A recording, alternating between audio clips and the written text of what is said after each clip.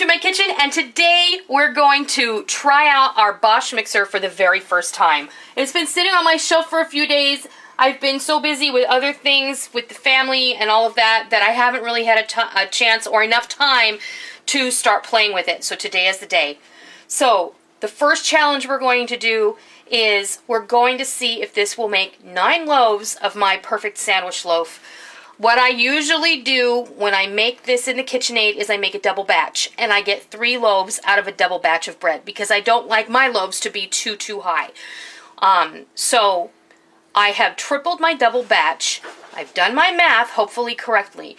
What I have in the bowl is 9 cups of warm water, and what we're going to add in here is about 3/4 of a cup of butter that is softened. So for her maiden voyage, you're sure putting it to the test? I am putting it to the test. I am. 3/4 of a cup of granulated sugar. 3 tablespoons of instant yeast. Okay. Now,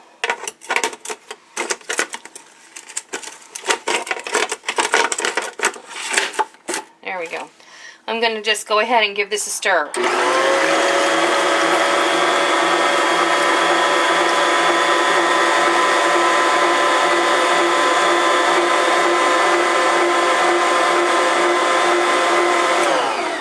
Alright, now I'm going to start adding my flour. And you're going to laugh when you see this.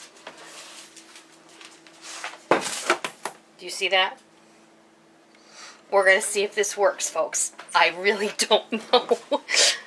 I'll be doubly impressed. Okay.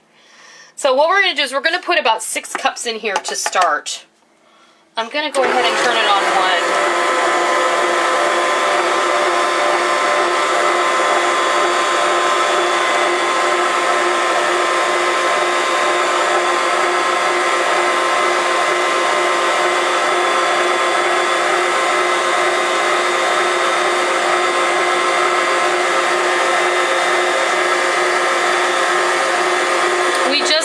To blend in there so it gets a nice sponge going.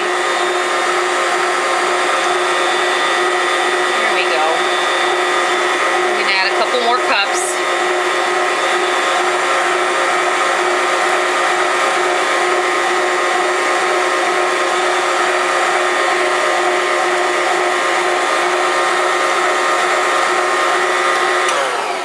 Alright, I'm going to go ahead and add my powdered milk right now. That's 3/4 of a cup of powdered milk. And I'm going to add my salt as well. That's 2 tablespoons of salt. And then I'm going to start adding flour until this dough starts to just pull away from the sides of the bowl.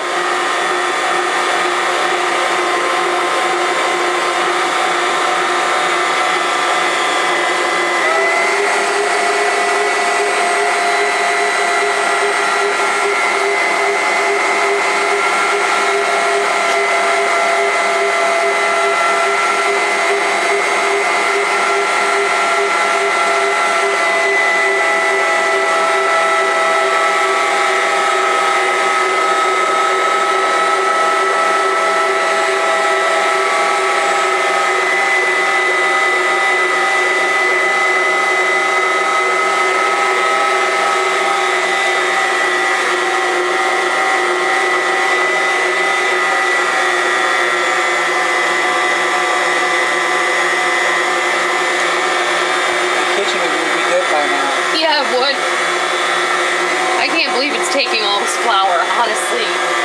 You're gonna die when you hear how many cups of flour this is.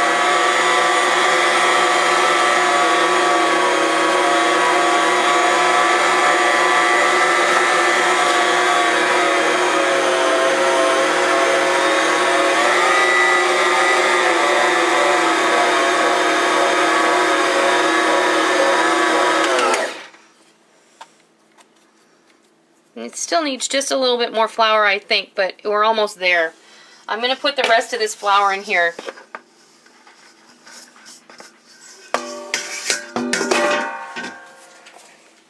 Okay, so you heard me say that was 9 cups of water and 3/4 of a cup of butter, 3/4 of a cup of sugar, 3/4 of a cup of dry milk powder.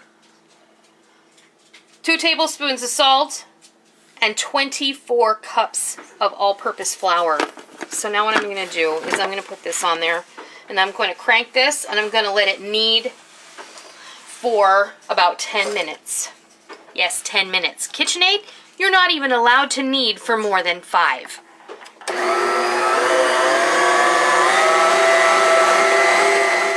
All right. I said 24 cups, right, when I started. I actually added more because I had a point of reference, which was my recipe, but the dough was still a little tacky, and you want to make sure the dough isn't tacky. So you want it to be humid here. Nice and firm, but not too hard when it doesn't stick to your fingers at all. So now what we're going to do is we're going to get this out of the bowl. We'll see. Off the board. It is. That is a heck of a ball of dough right there. Look at that.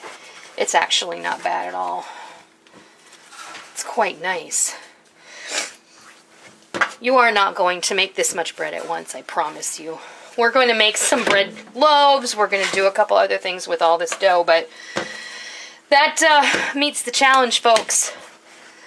I'm going to shape. The other thing that I have learned is that kneading it in the Bosch completely eliminates the need for a second rise. So right now, I'm going to divvy this up, I'm going to shape it, and I'm going to rise it for about 20 minutes, and then I'm going to bake off my loaves.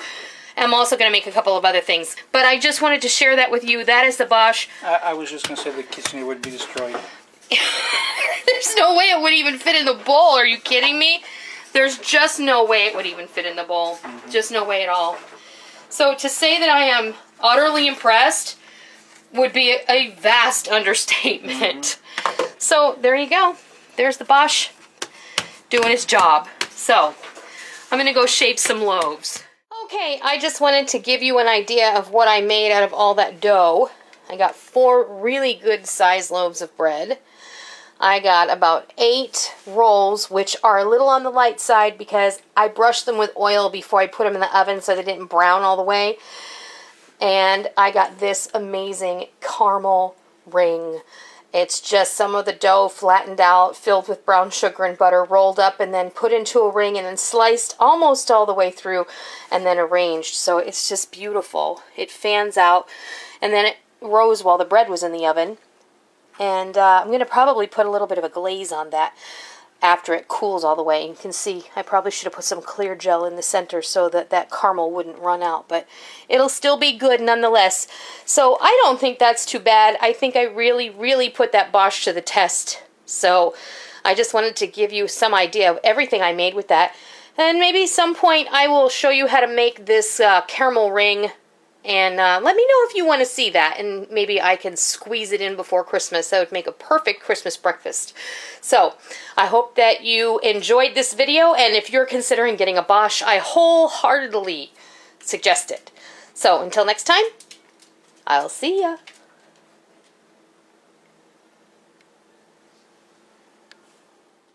Thank you for joining me in my kitchen today. I hope you liked what you watched today, and I hope that you try it, and I hope that you love it. If you like what you saw, please consider hitting the thumbs up button and giving me a positive rating. And also, make sure that you hit the subscribe button if you're already not a subscriber so that you don't miss out on any of the fun we have here in our kitchen every single day. I hope that you enjoyed it. I'm really glad that you're here. Thank you for stopping by. Don't forget to come by tomorrow. Until next time, happy eating!